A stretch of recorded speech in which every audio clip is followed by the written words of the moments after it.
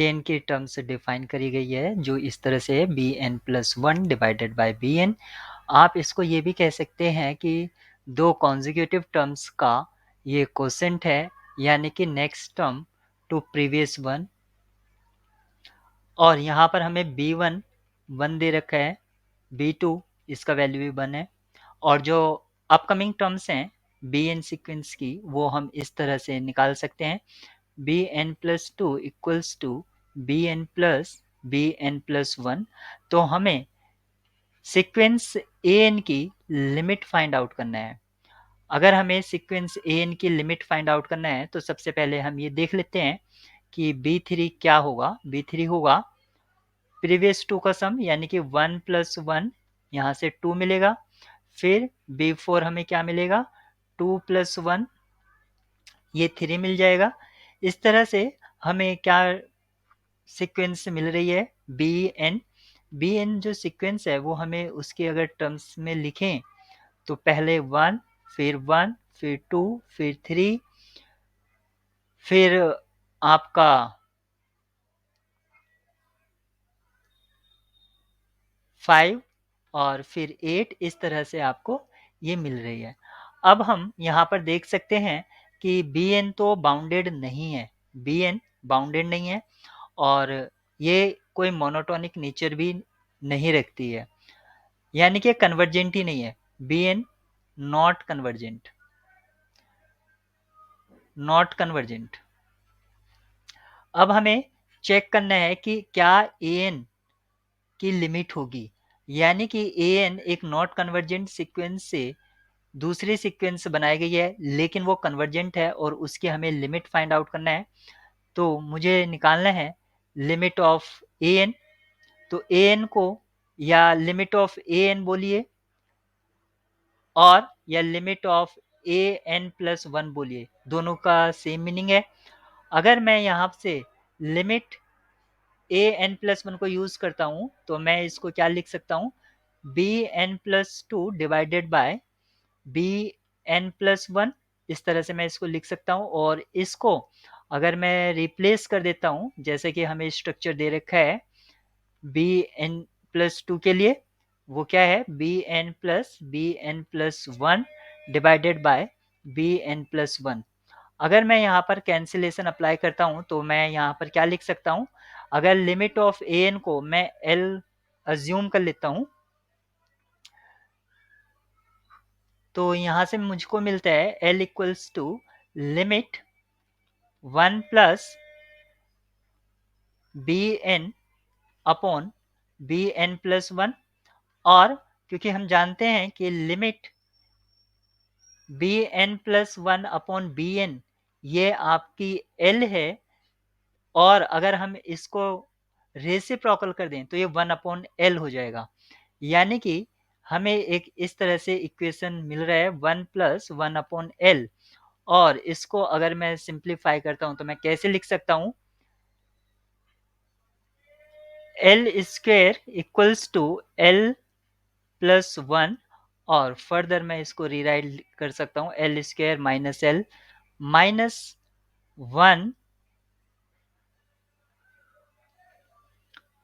Equals to zero. और अब मैं इस इक्वेशन के रूट फाइंड आउट करता हूँ क्वेड्रेटिक फॉर्मूले की हेल्प से, जो कि होता है minus b plus minus square root b square minus four a c divided by two a. यहाँ से मैं रूट निकालूंगा तो ये हो जाएगा one plus minus b square, b का वैल्यू यहाँ पर माइनस वन, तो वन माइनस फोर ए और सी इज निगेटिव तो ये आपका प्लस फोर हो जाएगा अपॉन टू। यहाँ से हमें वैल्यू मिलेगी one plus minus root five upon two. लेकिन किसी भी सीक्वेंस की जो लिमिट होती है वो यूनिक होती है, तो इसका एक ही लिमिट होगा, क्या तो पॉजिटिव साइन के साथ होगा या नेगेटिव साइन के साथ होगा। तो क्या होगा, यहाँ पर आप देख सकते हैं जो ए एन टर्म्स है, अगर हम यहाँ से जो बी एन को हमने लिखा था, अगर किसी प्रीवियस को नेक्स्ट टर्म को अगर हम प्रीवियस वन से डिवाइड करेंगे तो जो हमें कोसेंट मिलेगा वो ग्रेटर देन वन मिलेगा, ग्रेटर देन वन मिलेगा। इसका मीनिंग हुआ कि इसकी जो लिमिट है वो भी ग्रेटर देन 1 होगी। 1 से लेस तो नहीं होगी, 1 हो सकती है लेकिन 1 से लेस नहीं होगी। और ऑप्शन यहाँ पर अगर आप देख सकते हैं तो 1 से लेस पर आपके ऑप्शन ए और बी हैं, तो ये तो चॉइस नहीं होंगे। अब हमारा जो आंसर में लिमिट की वैल्यू आ रही थी वो आ रही थी 1 प्लस माइनस स्क्वायर रूट 5/2।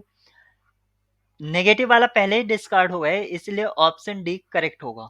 यहाँ पर ए कोई एक पॉजिटिव नंबर है और एफ जो है वो कंटिन्यूस इवन फंक्शन है जो डिफाइन है क्लोज्ड इंटरवल -a से a पर। तो हमें इस इंटीग्रल की वैल्यू फाइंड आउट करनी है। तो इस प्रॉब्लम को करने से पहले सबसे पहले हम डेफिनेट इंटीग्रल की दो प्रॉपर्टी को रिकॉल कर लेते हैं। वो जो दो प्रॉपर्टी हैं वो क्या है, अगर आपका इंटीग्रल जो है वो a से b पर इंटीग्रेट हो रहा है और ये function F x d x आपको दे रखा है, तो ये सेम होता है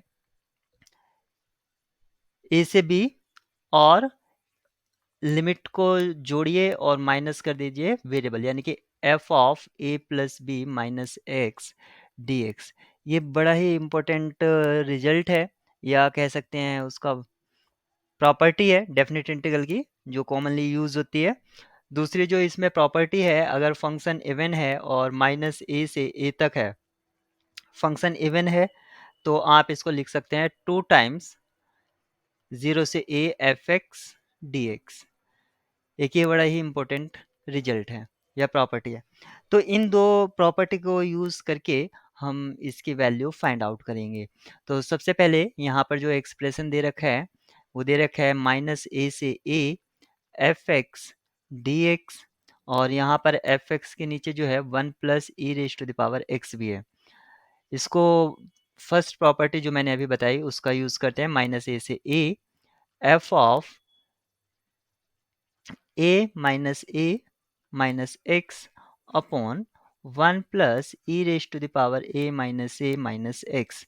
ये हुआ, ये कैंसिल आउट हो गया है। तो यहाँ पर हमें क्या मिलता है, हमें मिलता है -a से a इंटीग्रल, और ये मिला f of -x upon 1 plus e raise to the power -x dx। और ये जो सेम होता है ये किसके होता है, -a से a, क्योंकि एफ एक्स आपका एक इवन फंक्शन है, यानी कि क्या हुआ, f minus x equal to क्या हो जाता है, एफ एक्स। इवन फंक्शन की ये प्रॉपर्टी होती है, तो यहाँ पर हम लिख सकते हैं -x की जगह एफ एक्स, यानी कि f माइनस एक्स की जगह f x upon 1 plus e raise to the power -x dx।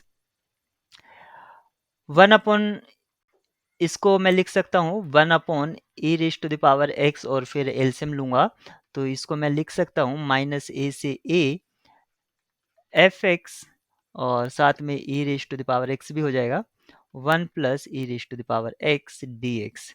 यानी कि आपकी जो इंटीग्रल दे रखा था, आपको जो इंटीग्रल दे रखा था वो था आई, उसको हम आई लेट कर लेते हैं, -a से a f x upon 1 plus e raise to the power x d x.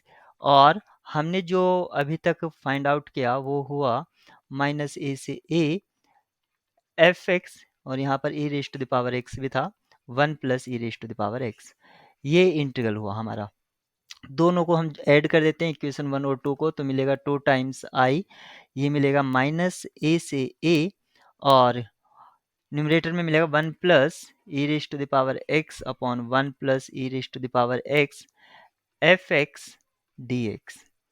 और यहाँ ये इससे न्यूमरेटर से डिनोमिनेटर का पार्ट जो था वो कैंसिल आउट हो गया, तो जो बचा -a से a f x d x.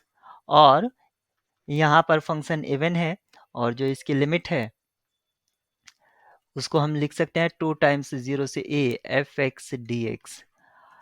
इस हिसाब से हमारा जो i का वैल्यू है, जो इंटीग्रल है, वो क्या हो जाएगा, 0 से a f x d x.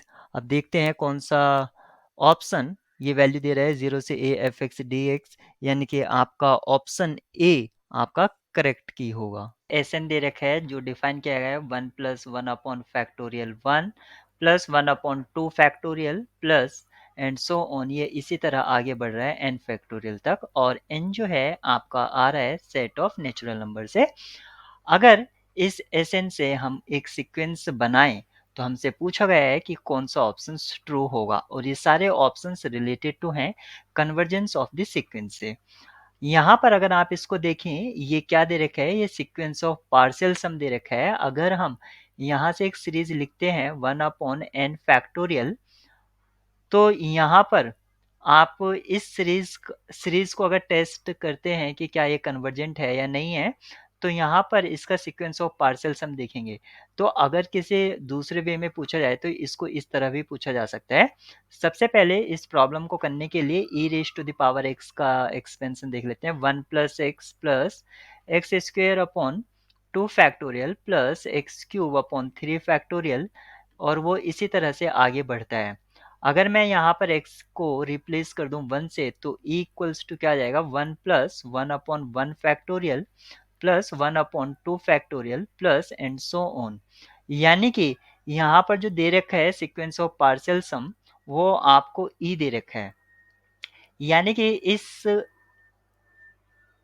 इसका sequence of partial sum e होगा, और Sn आपका एक नंबर को कन्वर्ट कर रहा है जो कि नंबर e है, और ये एक इरेशनल नंबर है।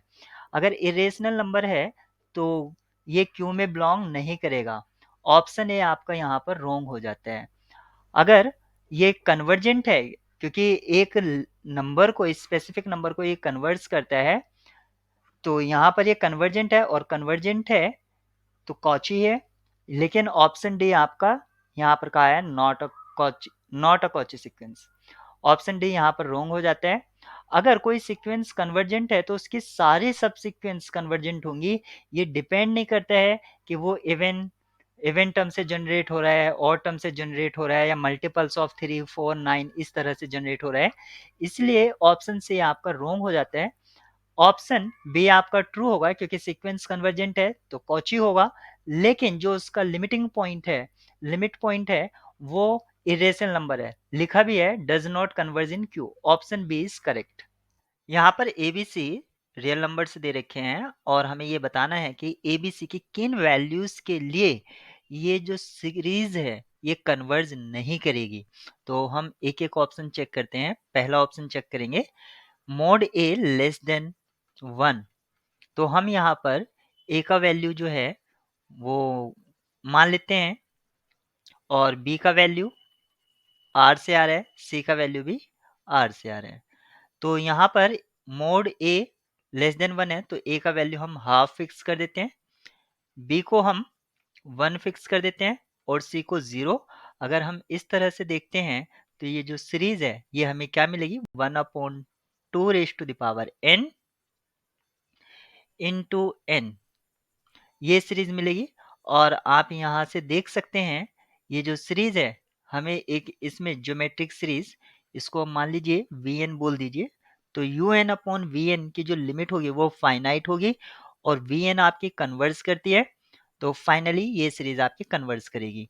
तो ऑप्शन ए आपका कन्वर्जेंस सीरीज के लिए इम्प्लाई कर रहा है, लेकिन हमें देखना है जो नॉट इम्प्लाई करे कन्वर्स के लिए। ऑप्शन ए हमारा इस तरह फॉल्स हो जाता है। ऑप्शन बी चेक करते हैं। ए का वैल्यू हम 1 फिक्स करते हैं, बी का वैल्यू हम 2 फिक्स कर देते हैं, और सी का वैल्यू हम फिर से 0 फिक्स कर देते हैं। इस तरह से अगर हमें जो सीरीज मिलती है वो क्या मिलती है, 1/n²। और ये जो सीरीज मिलेगी ये आपकी कन्वर्जेंट सीरीज है by p series test. Option B भी हमारे लिए रॉन्ग हो जाता है, क्योंकि हम ढूंढ रहे हैं एबीसी की वो वैल्यू जो सीरीज को डाइवर्जेंट दिखाए। सी ऑप्शंस को चेक करते हैं। अगर ए को मैं 1 फिक्स कर देता हूं, बी को मैं 2 फिक्स कर देता हूं, या बी को भी मैं 1 फिक्स कर देता हूं, और सी को मैं 0 फिक्स कर देता हूं, तो इस तरह से जो मुझे सीरीज मिलेगी वो क्या मिलेगी, 1/, क्योंकि ए का वैल्यू 1 है, n। और ये जो सीरीज है ये डाइवर्जेंट है, आप पी सीरीज से कह दीजिए या आप और भी मेथड से कह सकते हैं। ये डाइवर्जेंट सीरीज है। ऑप्शन सी की पॉसिबिलिटी है कि वो करेक्ट होगा, क्योंकि यहाँ पर डाइवर्जेंट का केस हमें मिल रहा है। अभी हम ऑप्शन डी को चेक कर लेते हैं। ऑप्शन डी के लिए ए का वैल्यू -1, तो ये एक ऑल्टरनेटिंग सीरीज हमें मिलेगी इस तरह से। बी का value greater than equal to 0 है, तो फिर से हम बी का वैल्यू 1 मान लेते हैं, n हो जाएगा। और सी का वैल्यू इस बार हम 1 फिक्स कर देते हैं, ये log n हो जाएगा। इस तरह से हमें ये सीरीज मिलती है। ए का वैल्यू हमने -1 पुट करा, बी का वैल्यू हमने 1 और सी का वैल्यू भी हमने 1 पुट किया। अगर मैं इसको पॉजिटिव टर्म सीरीज बनाता हूं तो मेरी जो सीरीज होगी वो होगी 1/n log n। और आपको पता है कि log n ये लेस देन होता है n से for all n greater than 1। यहां से अगर मैं निकालता हूं 1/log n, ये ग्रेटर होगा 1/n से। तो मैं यहां पर क्या कर सकता हूं, मैं इसको लिख सकता हूं summation 1/log n into log n। और अगर इस तरह से हमें मिल रहा है summation 1/log n raise to the power p, तो ये कन्वर्स करती है जब p का वैल्यू ग्रेटर देन 1 होता है। तो इस तरह ये सीरीज भी आपकी कन्वर्जेंट होगी ऑप्शन डी के लिए। लेकिन हम देख रहे हैं जिससे सीरीज जो है डाइवर्जेंट हो जाए, तो ऑप्शन डी हमारे लिए रॉन्ग होगा और सी हमारे लिए करेक्ट ऑप्शन होगा। यहाँ पर हमें एक ए एन दे रखा है जिसकी टर्म्स इस तरह से निकाल सकते हैं n+1/n, और n जो है सेट ऑफ नेचुरल नंबर से आ रहा है।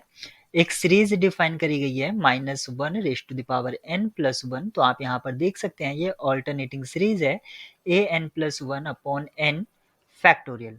तो यहाँ से हमें इसका सीरीज का सम निकालना है, तो हम यहाँ से an+1 के वैल्यू को यूज करते हैं। तो मैं इस सीरीज को लिख सकता हूँ -1n+n+1, और an को मैं यूज करता हूँ n+1 + 1/n+1, और आउटसाइड हमारा रहेगा 1/n फैक्टोरियल जो कि यहाँ पर दे रखा था। अब मैं इस सीरीज को डिस्ट्रीब्यूट करा देता हूँ। कैसे? जैसे सीरीज an+bn होता है, हम इसको लिख सकते हैं summation an plus summation bn।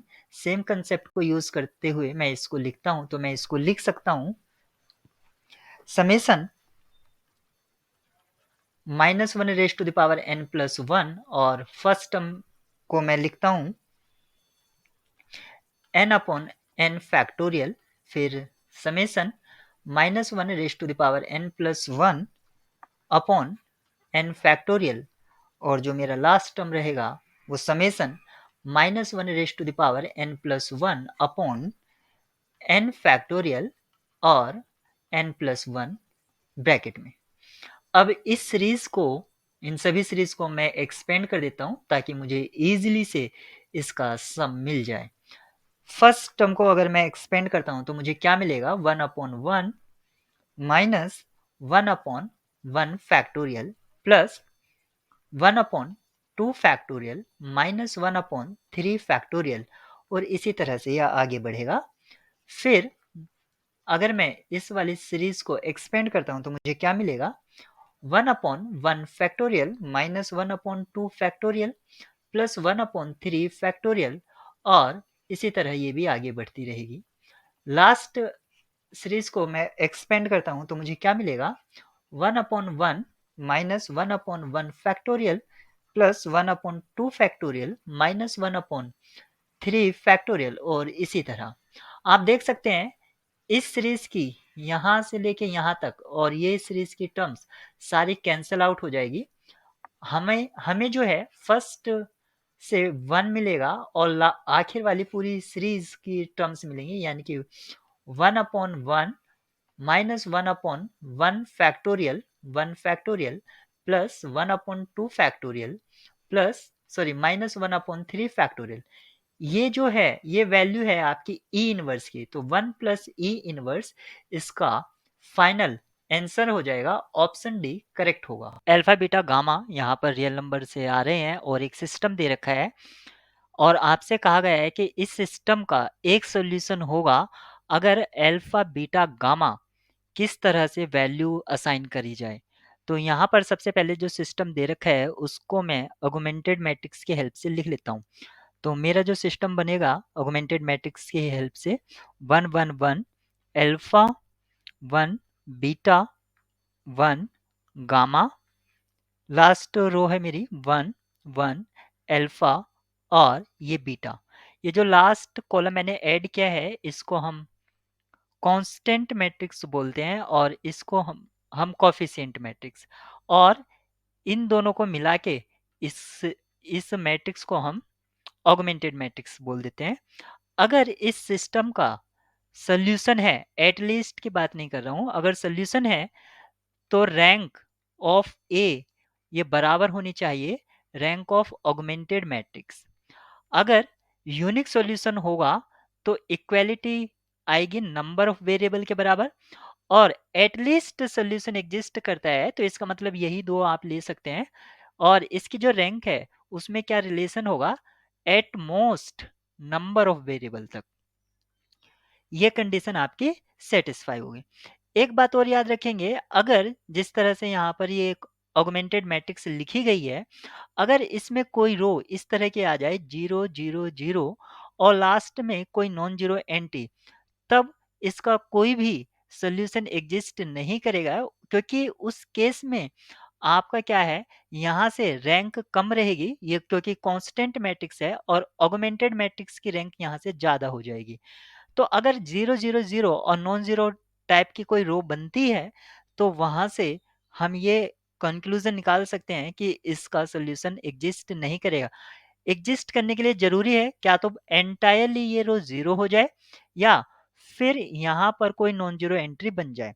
तो अगर मैं इस गिवन मैट्रिक्स को, जो कि ऑगमेंटेड मैट्रिक्स है, अगर मैं उसको रो रिड्यूस कराता हूं तो मुझे क्या मिलेगा, मुझे इक्विवेलेंट मैट्रिक्स मिलेगी 1 0 0 1 बीटा माइनस 1 0, थर्ड कॉलम है 1 0 अल्फा माइनस 1, और लास्ट जो कॉलम है अल्फा गामा माइनस अल्फा और बीटा माइनस अल्फा।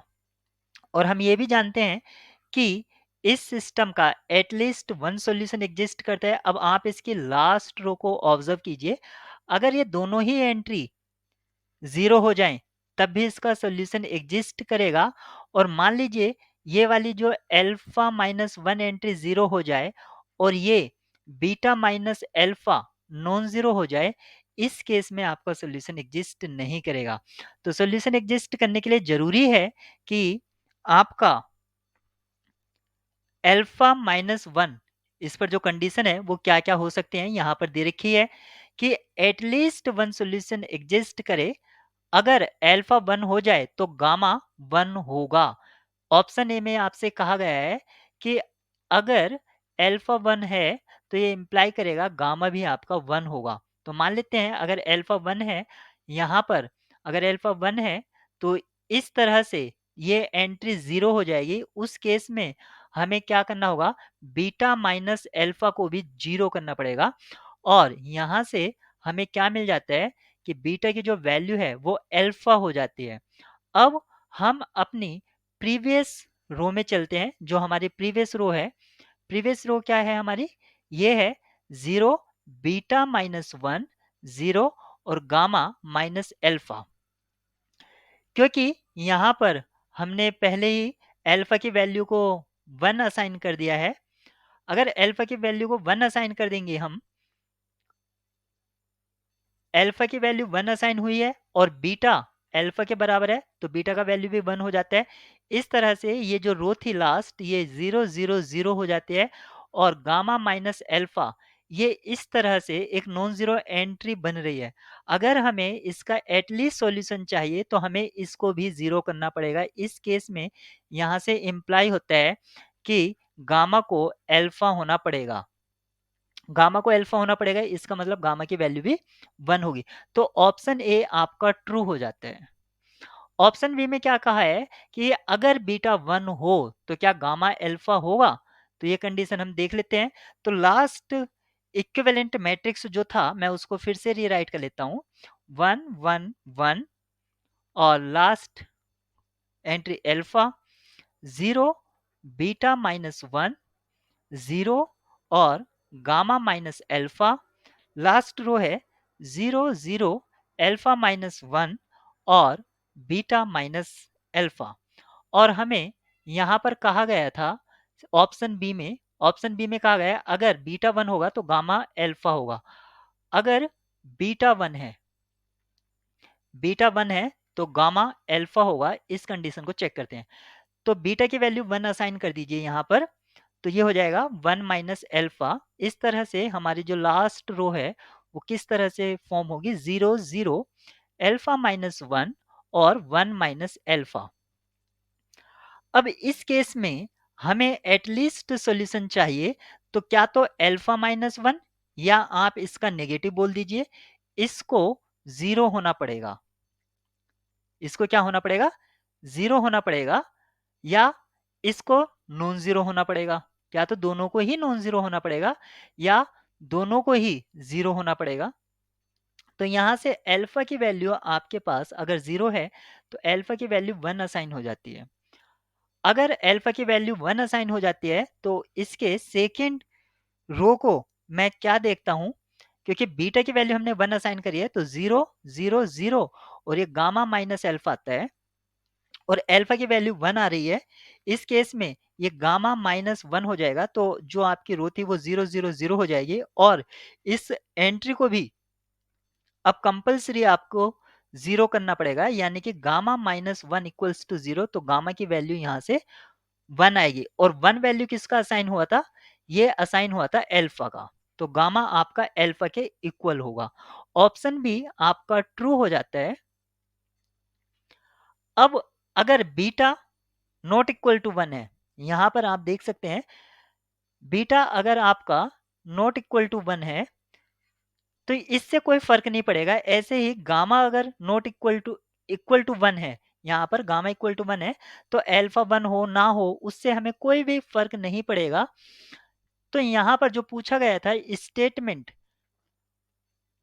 किसके लिए एटलीस्ट वन सॉल्यूशन एग्जिस्ट करेगा, तो ऑप्शन ए और बी के लिए ये सॉल्यूशन एग्जिस्ट करेगा। फंक्शन दे रखा है और हमें उस फंक्शन की पाई बाई 4 पर वैल्यू फाइंड आउट करनी है। और ये जो फंक्शन दे रखा है ये एक सीरीज नोटेशन में दे रखा है। तो सबसे पहले हम इसको समेशन फॉर्मेट को एक्सपेंड कर देते हैं। तो हम इसको लिख सकते हैं f x equals to minus 1 raise to the power 0 x और x minus 1 raise to the power 0 plus minus 1 raise to the power 1 x x minus 1 plus minus 1 raise to the power 2 x x minus 1 square. और ये इसी तरह से आगे चलता रहेगा। तो हम इस फंक्शन को एफ एक्स को लिख सकते हैं x, फिर आएगा माइनस एक्स एक्स माइनस 1, फिर आएगा plus x x minus 1 square, फिर minus x x minus 1 cube. और इसी तरह से यह आगे बढ़ता रहेगा। अगर आप यहाँ पर देखें सभी टर्म्स में x है तो मैं x को एज ए कॉमन ले लेता हूँ। तो यहाँ पर मुझे क्या मिलेगा, 1 माइनस, या इसको मैं प्लस ले लेता हूँ, छोड़िए जैसे भी ऐसे ही रहने दीजिए, 1 माइनस एक्स माइनस 1, फिर ये प्लस एक्स माइनस 1 स्क्वायर, फिर माइनस एक्स माइनस 1 क्यूब। और इसी तरह ये आगे बढ़ता रहेगा। अब आप ये देख सकते हैं कि जो इनसाइड ब्रैकेट है ये आपकी एक ज्योमेट्रिक प्रोग्रेशन बन रहा है जिसका कॉमन रेशियो आपका x माइनस 1 है, वो भी नेगेटिव में। इस तरह के इनफाइनाइट ज्योमेट्रिक प्रोग्रेशन के लिए जो सम है वो हम किस तरह से निकालते हैं, a अपॉन 1 माइनस आर। और यहाँ पर r की जो कंडीशन है r लेस देन 1 होना चाहिए, क्योंकि x जो है आपका वो आ रहा है 0 और 2 के बीच में। तो x माइनस 1 आप यहाँ पर देख सकते हैं, अगर मैं माइनस 1 सब्ट्रैक्ट करता हूं तो ये क्या होगा, x माइनस 1 लेस देन 1। तो yes, x minus 1 less than 1 है, ये ट्रू है। तो मैं इसमें यूज कर सकता हूं, तो ये हो जाएगा x आउटसाइड, a का वैल्यू 1 1, क्योंकि ज्योमेट्रिक सीरीज का कॉमन रेशियो नेगेटिव में है तो ये प्लस हो जाएगा x माइनस 1 और 1 माइनस 1 कैंसिल आउट हो जाएंगे। फाइनली आपको 1 वैल्यू मिलेगा, यानी कि एफ एक्स जो है आपका कांस्टेंट फंक्शन 1 है और कांस्टेंट फंक्शन के किसी भी पॉइंट पर वैल्यू सेम होती है, यानी कि f एट पाई बाई 4 भी आपका 1 होगा। यहाँ पर एक फंक्शन दे रखा है जो R2 से R पर डिफाइन है और उसके लिए एक्सप्रेशन भी दे रखा है। हमें यहाँ पर partial derivative with respect to x f y निकालना है और उसका partial derivative with respect to y f x निकालना है और फिर डिफरेंस लेना है। तो सबसे पहले मैं ये निकाल लेता हूँ, तो इसको मैं लिख सकता हूँ partial derivative with respect to x f y at 0 0। ये मैं कैसे लिख सकता हूँ लिमिट की फॉर्म में, limit h tends to 0 f y, क्योंकि 0 0 पर निकाल रहा हूँ मैं, तो h comma 0 minus f y at 0 0 divided by h। और अगर मैं यहाँ से इसको फाइंड आउट करना होगा तो मुझे f y at h comma 0 और f y at 0 0 find out करना होगा, इसलिए मैं इसको इक्वेशन 1 कॉल कर देता हूँ। तो सबसे पहले मैं निकालता हूँ एफ वाई h कॉमा 0 और उसको मैं लिख सकता हूँ लिमिट k टेंस टू 0, क्योंकि y के रेस्पेक्ट में मुझे लिमिट निकालना है। तो ये हो जाएगा F h comma k minus F h comma 0 divided by k। और यहाँ से अगर मैं फंक्शन के लिए एक्सप्रेशन लिखता हूँ तो ये क्या हो जाएगा, एच स्क्वेयर के एच माइनस के divided by H square plus के स्क्वेयर, क्योंकि y कोऑर्डिनेट 0 है तो ये टर्म 0 हो जाएगा, डिवाइडेड बाय k। तो इसलिए k को मैं यहाँ पर यूज कर लेता हूँ, k से k कैंसिल आउट हो जाता है। और अगर मैं यहाँ पर लिमिट को यूज करता हूँ तो क्योंकि k लिमिट के लिए यूज हुआ है तो ये हो जाएगा H cube upon H square. Finally आपको यहाँ से h वैल्यू मिलता है। अब मैं यहाँ से एफ वाई 0 0 फाइंड आउट करता हूँ, तो वो मैं क्या लिखूंगा, limit k tends to 0 f 0 comma k minus f 0 0 divided by k। और इसकी वैल्यू आपको देख ही रहे हैं, ये 0 हो जाएगी। इक्वेशन 1 में अगर मैं इनको यूज करता हूं तो मैं क्या लिख सकता हूं, partial derivative with respect to x of f y at 0 0, ये क्या हो जाएगा, लिमिट h टेंस टू 0, ये वैल्यू आपकी h आई थी, ये 0 डिवाइडेड बाय h, और फाइनली आपको इसकी लिमिट 1 मिल जाती है। अब मुझे सेकेंड टर्म को फाइंड आउट करना होगा जो कि है मेरे पास partial derivative with respect to y of f x, और इसको मैं लिख सकता हूं limit k tends to 0 f x 0 comma k, इसको मैं लिखूंगा minus f x 0 comma 0 divided by k। और इसको मैं कॉल कर देता हूं इक्वेशन 2। फिर से मुझे एफ एक्स 0 कोमा k और एफ एक्स एट 0 0 की वैल्यू फाइंड आउट करना होगा ताकि मैं इक्वेशन 2 में इसको यूज कर पाऊं।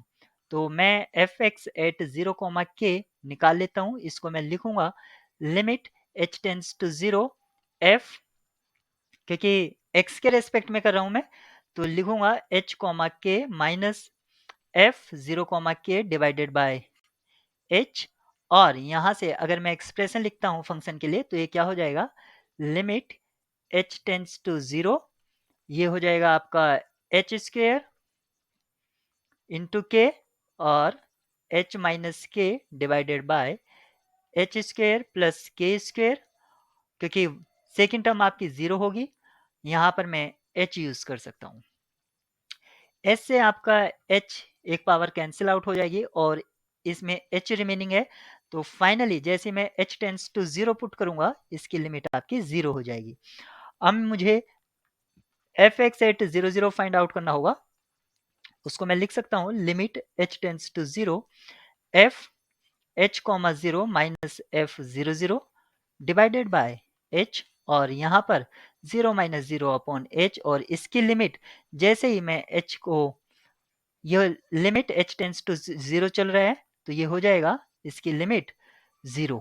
फाइनली इक्वेशन 2 में मैं इसको यूज करता हूं तो मैं क्या लिख सकता हूं, partial derivative with respect to y of f x at 0 0, ये किसके इक्वल आ जाएगा, 0 माइनस 0 अपॉन k।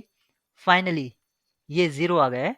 तो आपसे पूछा गया था, आपसे क्या पूछा गया था, partial derivative with respect to x of f y at 0 0 minus partial derivative with respect to y of f x at 0 0, इसका वैल्यू फाइंड आउट करना था। हमें यहाँ पर इसका वैल्यू 1 मिला है इक्वेशन 1 से, और इक्वेशन 2 से इसका वैल्यू 0, फाइनली आपको 1 वैल्यू मिल जाती है। तो इसका वैल्यू 1 होगा। गिवन सीरीज का रेडियस ऑफ कन्वर्जेंस निकालना है, लेकिन रेडियस ऑफ कन्वर्जेंस निकालने के लिए यहाँ पर जो हमें ए एन दे रखा है वो दो टर्म्स में दे रखा है स्प्लिट फॉर्म में। तो सबसे पहले हम ये कोशिश करेंगे कि इसका रेडियस ऑफ कन्वर्जेंस अगर कोई स्टैंडर्ड फॉर्मेट में होता है a n x raise to the power n, तो हम रेडियस ऑफ कन्वर्जेंस आर को निकाल सकते हैं easily mod of limit A n upon a N plus 1 करके, या हम निकाल सकते हैं 1 upon limit A n raise to the power 1 upon करके, या 1 upon limit superior of A n raise to the power 1 upon n करके। इन दो तीन तरह से हम इसका रेडियस ऑफ कन्वर्जेंस निकाल सकते थे, लेकिन यहाँ पर ए एन थोड़ी कॉम्प्लिकेटेड फॉर्म में दे दिया है। तो सबसे पहले हम ए एन को जनरलाइज कर लेते हैं कि क्या आखिर ए एन है। तो अगर मैं एन को ऑड कंसीडर करता हूं तो आप देख सकते हैं यहाँ पर ए एन जो दे रखा है वो है 1 plus minus 1 raise to the power n upon 2 raise to the power n plus 1 plus minus 1 raise to the power n minus 1 upon 3 raise to the power n. जब आपका एन ओड होगा, odd case में ये वाली term आपकी zero हो जाएगी और इस वाली टर्म से हमें वैल्यू मिलेगा 2 upon 3 raise to the power n. लेकिन जब एन आपका इवन होगा तब यहाँ से हमें 2 upon 2 raise to the power n मिलेगा और ये टर्म आपकी जीरो हो जाएगी। फाइनली मैं ए एन को इस तरह से लिख सकता हूँ, जब हमें मिलेगा 2 अपॉन 3n, ये कब मिलता है ओड केस में, और 2 upon 2 raise to the power n कब मिलता है इवन केस में। लेकिन हमें रेडियस ऑफ कन्वर्जेंस निकालने के लिए ए एन की पावर 1 अपॉन एन आपको करना होगा, तो मैं इसको 1 अपॉन एन भी कर देता हूँ। जैसे मैं इस पर 1 अपॉन एन करूंगा तो 2 raise to the power 1 upon n upon 3, और ये आएगा 2 raise to the power 1 upon n upon 2।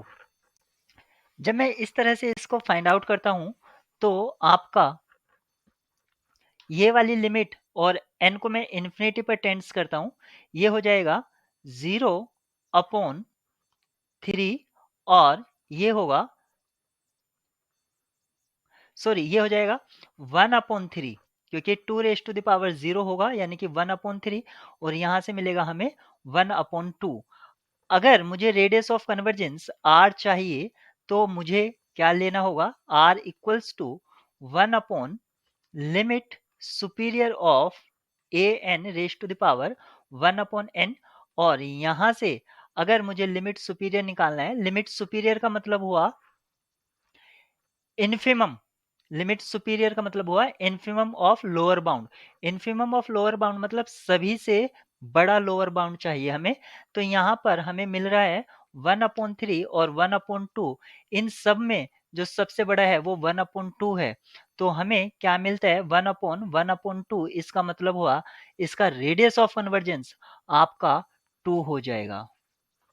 1 एक रियल वेक्टर स्पेस का सब स्पेस है जिसमें 5/2 मैट्रिसेस आ रहे हैं, और मैट्रिसेस के जो एलिमेंट्स हैं उस पर ये प्रॉपर्टी है कि sum of entries in each row is 0। ऐसे W2 एक रियल वेक्टर स्पेस का सब स्पेस है और इसके जो एलिमेंट्स हैं वो ये प्रॉपर्टी को फॉलो करते हैं कि sum of entries in each column is 0। तो सबसे पहले हम ये देख लेते हैं कि यहाँ पर इस प्रॉपर्टी को जो बताया गया है आखिर उस प्रॉपर्टी का क्या लेना है। तो W1 में 5 क्रॉस 2 के मैट्रिसेस होंगे, तो मान लेते हैं हम ये 5 क्रॉस 2 का मैट्रिसेस है, और इसके जो एलिमेंट हैं a b c d e f g h और आई जे ये है। लेकिन इसका सम जीरो करने के लिए हमें क्या करना होगा, a plus b equal to zero करना होगा। इसका मतलब हुआ कि a equal to minus b या b equal to minus a. तो यहाँ पर हमें ये सारे एलिमेंट इस तरह से चेंज करने होंगे, माइनस ए माइनस सी माइनस ई माइनस जी और माइनस आई। यानी कि अगर हमें यहाँ पर ए, सी, ई, जी, आई ये एलिमेंट मिल जाते हैं, तो ये क्या हैं? जो सेकंड कॉलम में है, ये उसके नेगेटिव हैं। यानी कि यहाँ पर सिर्फ 5 एंट्रीज़ इंडिपेंडेंट चॉइसेस हैं हमारे पास। 5 एंट्रीज़ हमारे पास इंडिपेंडेंट हैं। तो जो W1 के जो डायमेंशन होंगे, डायमेंशन ऑफ W1 ये हमारी 5 होगी। ऐसे ही अगर हम देखें W2 के जो डायमेंशन क्या होगी, डायमेंशन ऑफ W2 निकालने के लिए सबसे पहले हम एक मैट्रिक्स कंसीडर कर लेते हैं जो 5/2 का होगा, a b c d e f g h i g. ये हमारे पास एंट्रीज हैं। अब हमें यहाँ पर क्या देखना है? हमें देखना है कॉलम सम ज़ीरो करने के लिए। तो कॉलम सम ज़ीरो करने के लिए अगर हमें यहाँ पर ज़ीरो करना है, तो ये जो आई एंट्री होगी, एक्चुअली ये जो एंट्री है यहाँ पर, ये क्या होनी चाहिए? This should be negative of sum of above 4 entries, यानी कि a plus C plus e plus g. और यहाँ पर जे की जगह जो एंट्री होनी चाहिए वो क्या होनी चाहिए? Negative of sum of b plus d plus f plus h, ये होना चाहिए। यानी कि यहाँ पर आप देख सकते हैं जो सर्कुलर पार्ट की एंट्रीज हैं, ये जो मैंने रीजन सेलेक्ट किया है, ये इंडिपेंडेंट एंट्रीज हैं। यानी कि इसकी जो डायमेंशन होगी, डायमेंशन ऑफ W2 8 होगी यहाँ पर। अब हमें निकालना था dimension of intersection. Dimension of intersection दिखा लेने के लिए अगर हम ये मान लें कि कोई मैट्रिक्स, मान लेते हैं हम एक 5/2 का मैट्रिक्स हम ये ले लेते हैं, जो a b c d e f g h i j, ये एक 5x2 का मैट्रिक्स है और ये बिलोंग करता है W1 इंटरसेक्शन W2 में। अगर ये W1 में बिलोंग करता है तो W1 की प्रॉपर्टी क्या है कि इस मैट्रिक्स का जो व्यू है वो कुछ इस तरह से दिखेगा। यानी कि अगर ये A है तो ये माइनस A होगा, अगर ये B है तो ये माइनस B होगा, और ये अगर C है तो ये माइनस C होगा, और अगर ये D है तो ये माइनस D होगा, और ये E है तो ये माइनस E होगा। लेकिन क्योंकि ये इंटरसेक्शन में, तो ये वाला मैट्रिक्स W2 की प्रॉपर्टी को भी सेटिस्फाई करेगा, और W2 की प्रॉपर्टी के हिसाब से जो ये एलिमेंट E है यहाँ पर, ये एलिमेंट क्या होगा? नेगेटिव ऑफ अबव 4, यानी कि A plus B plus C plus D इसका नेगेटिव होगा। और ऐसे ही ये जो एलिमेंट है माइनस ई, ये यहाँ पर क्या होगा? ये होगा a plus B plus C plus d. यानी कि यहाँ पर ये दो एंट्री जो हैं लास्ट में, जो ये कॉलम है, ये तो डिपेंडेंट है अबव एंट्रीज पर, ये डिपेंडेंट हो गया है। तो हमारे पास सिर्फ इंडिपेंडेंट चॉइसेस आप समझ सकते हैं ए बी सी डी हैं, ए बी सी और डी, यानी कि 4 चॉइसेस हमारे पास इंडिपेंडेंट है, क्योंकि जो सेकंड कॉलम की ये जो 4 एंट्रीज हैं, ये तो उसका निगेटिव ही है। तो हमारे पास 4 इंडिपेंडेंट चॉइस होने का मतलब हुआ dimension of W1 intersection W2 हमारी 4 आ गई है। अब यहाँ पर एक कंसेप्ट को और रिकॉल कर लेते हैं, क्योंकि हमने पहले ही डिस्कस कर लिया है कि डायमेंशन ऑफ W1 जो हमारी 5 थी और डायमेंशन ऑफ W2 हमारी 8 थी। तो जो डायमेंशन ऑफ इंटरसेक्शन होगा W1 इंटरसेक्शन W2 जो होगा, वो वो जो होगी वो होगी मिन ऑफ, ये जो डायमेंशन होगी ये लेस देन होगी, लेस देन इक्वल टू मिन ऑफ 5,8। इससे ज्यादा नहीं हो सकती है। यानी कि एट मोस्ट मिनिमम ऑफ 5/8, यानी कि मिनिमम ऑफ 5/8 5, 5 से ज़्यादा तो हो ही नहीं सकती है, 5 से क्या तो कम होगी या उसके इक्वल हो सकती है। तो यहाँ पर जो हमारी डायमेंशन आई है 4, वो आप यहाँ पर एक तरह से वेरीफाई भी कर सकते हैं। तो इस सवाल का जो आंसर है वो 4 है। एक सीक्वेंस दे रखी है और हमें फाइंड आउट करना है उस सीक्वेंस से एक अनदर सीक्वेंस सिग्मा एन बनाई गई है, जो इस तरह से है S1 plus S2 plus and so on up to Sn divided by n। यहाँ पर आप इसको एवरेज भी देख सकते हैं, एवरेज या मीन देख सकते हैं इसको।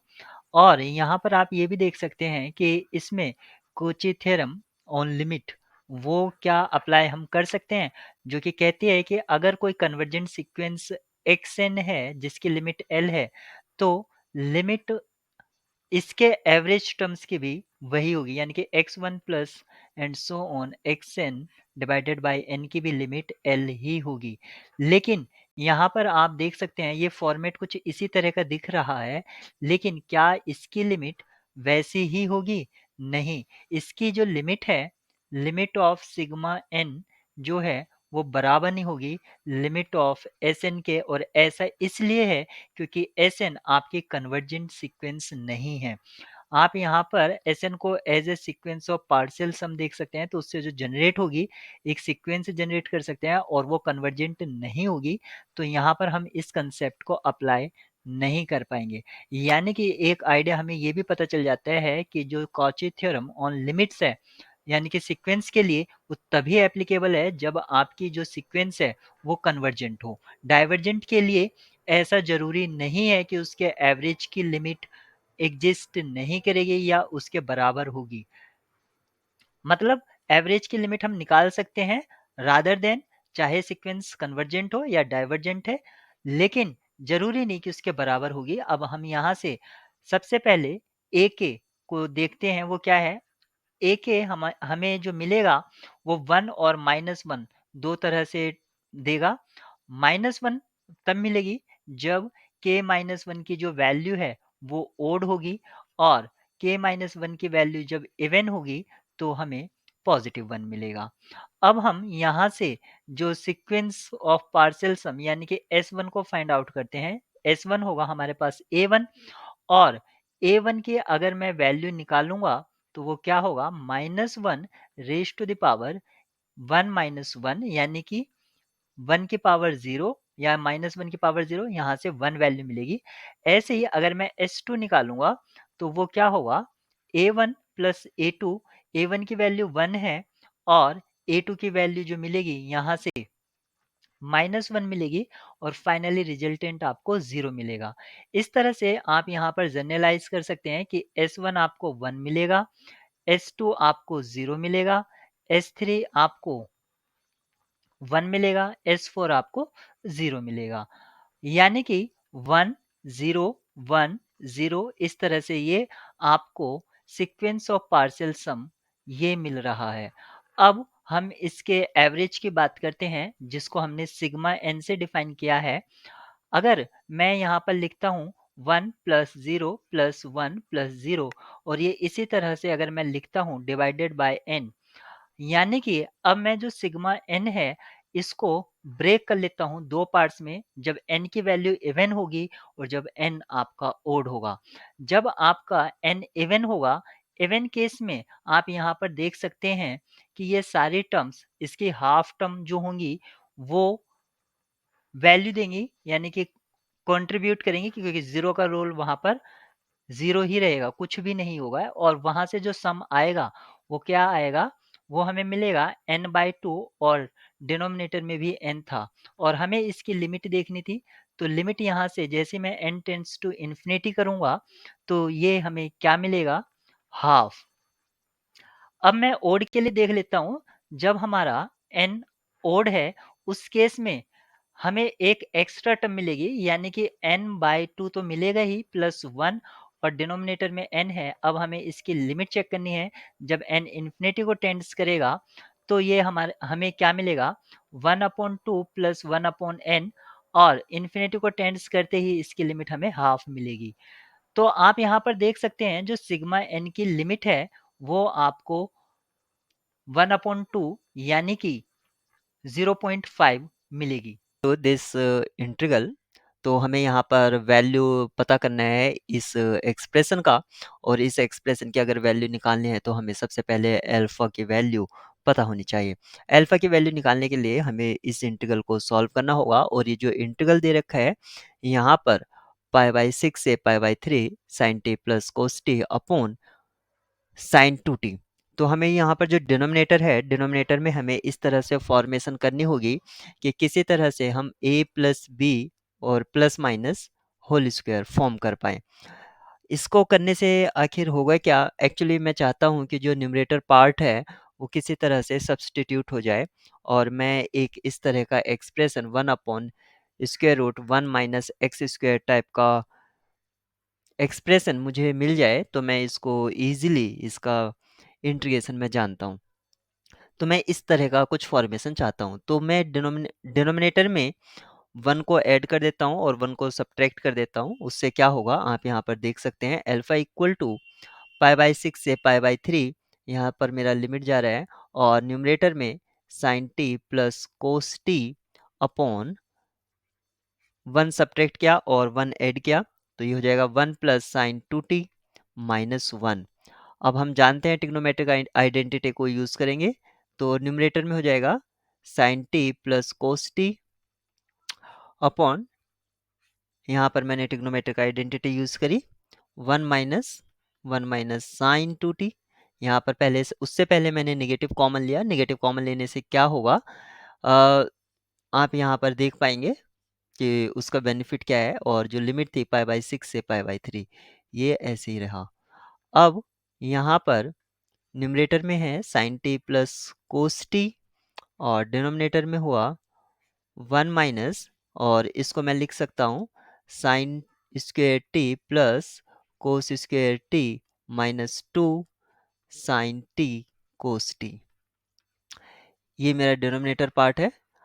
अब आप यहाँ पर जो लिमिट है वो सेम चल रही है, मैं लिमिट को बार बार नहीं लिख रहा हूँ, तो जो लोअर लिमिट है उसके लिए और जो अपर लिमिट है मैंने डैश पुट कर दिया है।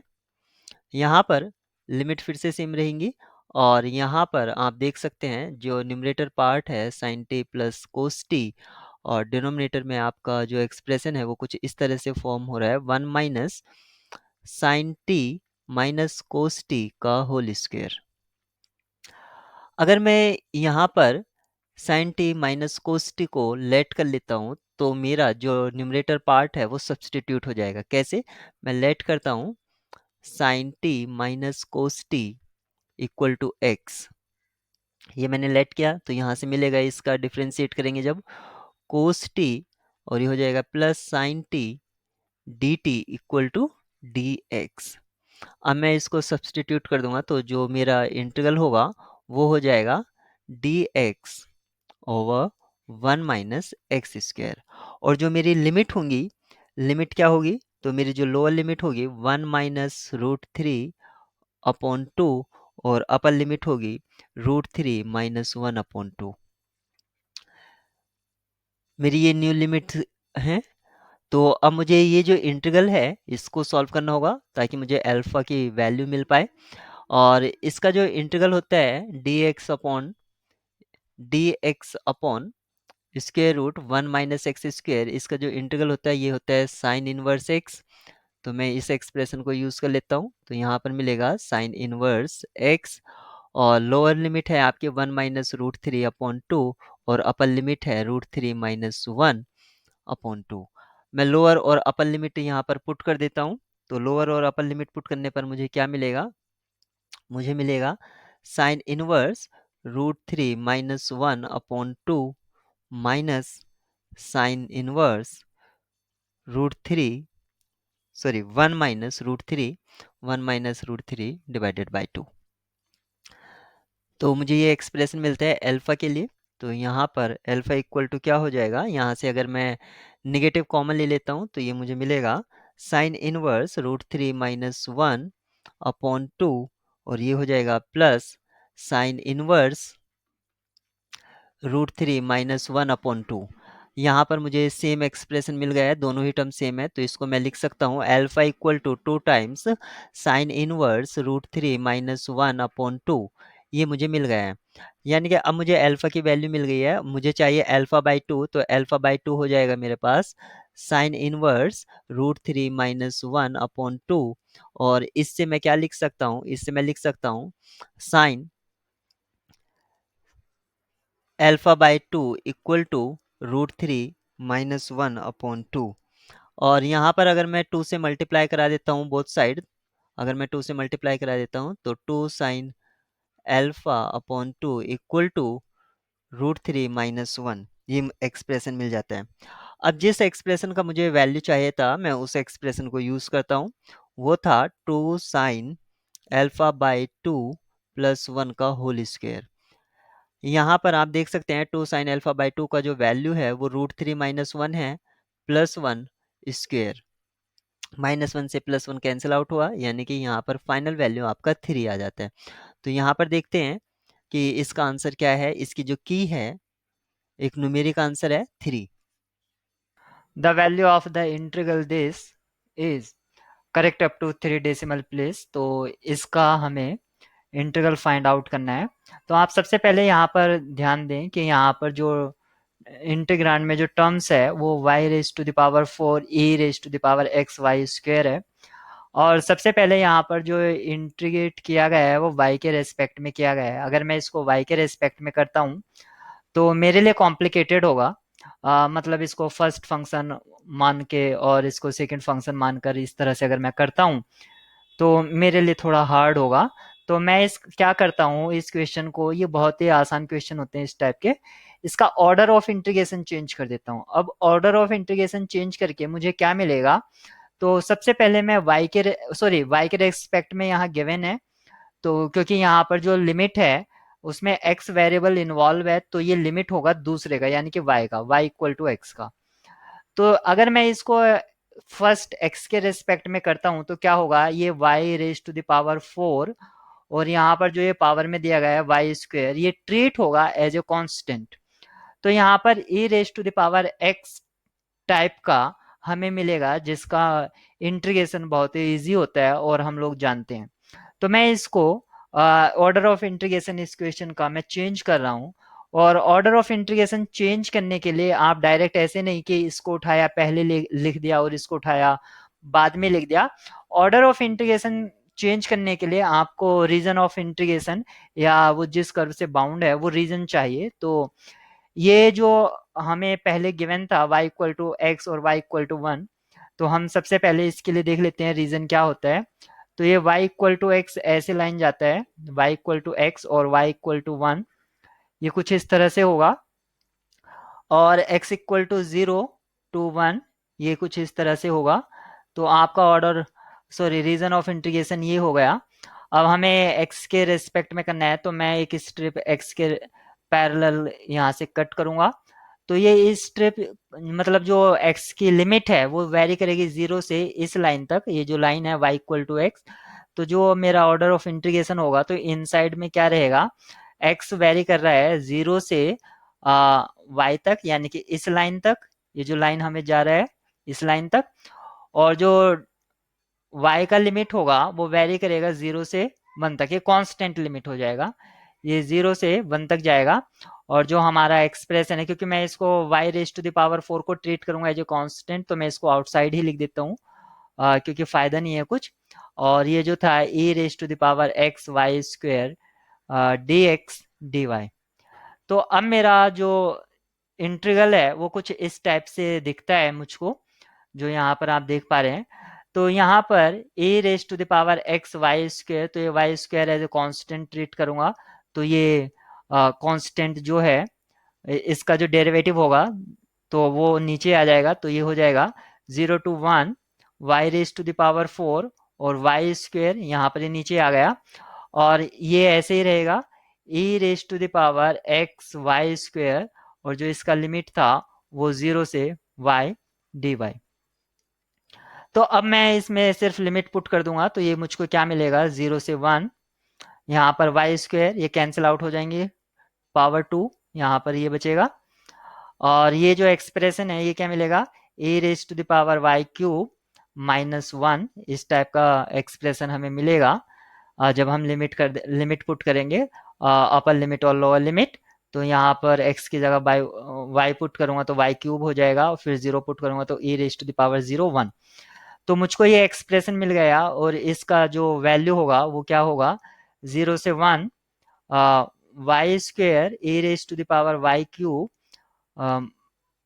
dy माइनस 0 से 1 y² dy, ये मुझको मिलेगा। और इसका जो वैल्यू होगा, यहाँ पर आप देख रहे हैं y³ का जो डेरिवेटिव है वो y², वो यहाँ पर गिवन है इंटीग्रांड में ही। तो यहाँ पर ये क्या होगा, e⁴y³ और इसका लिमिट हो जाएगा 0 से 1 माइनस वाई क्यूब अपॉन 3, और यहाँ पर सॉरी यहाँ पर वाई क्यूब है तो 1/3 और आएगा यहाँ पर, तो वो मैं आउटसाइड लिख देता हूँ। और ये वाई क्यूब अपॉन 3 और ये 0 से 1, तो इस एक्सप्रेशन का जो वैल्यू है वो इक्वल होगा 1/3। अब यहाँ पर लिमिट पुट करूंगा e raise to the power 1, तो यहाँ पर मिलेगा e माइनस, और जब मैं 0 पुट करूंगा तो यहाँ से 1 मिलेगा, माइनस 1 पुट करूंगा तो 1/3 और फिर 0 मिलेगा। तो यहाँ पर अब मुझको क्या मिलता है, e/3 -1/3 तो यहाँ से मिला e/3 -2/3, और इसका जो वैल्यू होगा e-2/3, और e का वैल्यू होता है 2.718 -2/3, और 2 से यहाँ पर ये 2 सब्ट्रैक्ट होकर तो जो वैल्यू बचेगा वो मैं यहाँ पर नीचे लिख रहा हूँ, 0.718 डिवाइडेड बाय 3, और इसका जो आपको वैल्यू मिलेगा 3 से डिवाइड करने पर 0.326, 1 बचेगा, 3 3 ज़ा 9, 2 बचेगा, और 3 7 जा सॉरी 2 बचेगा, ये 28 हो जाएगा, 3 9 जा 18, ओ 3 9 जा 27, तो यहाँ पर अप्रॉक्स 0.239, क्योंकि यहाँ पर 3 डेसिमल प्लेस तक पूछा गया था, तो इसका जो आंसर होगा वो ये होगा 0.239। तो इस टाइप के क्वेश्चन जो आपसे पूछे जाते हैं वो आपको करना यही चाहिए कि इसमें ऑर्डर ऑफ इंटीग्रेशन चेंज कर देना चाहिए, और ऑर्डर ऑफ इंटीग्रेशन चेंज करके ये बहुत ही आसान क्वेश्चन आपका हो जाता है।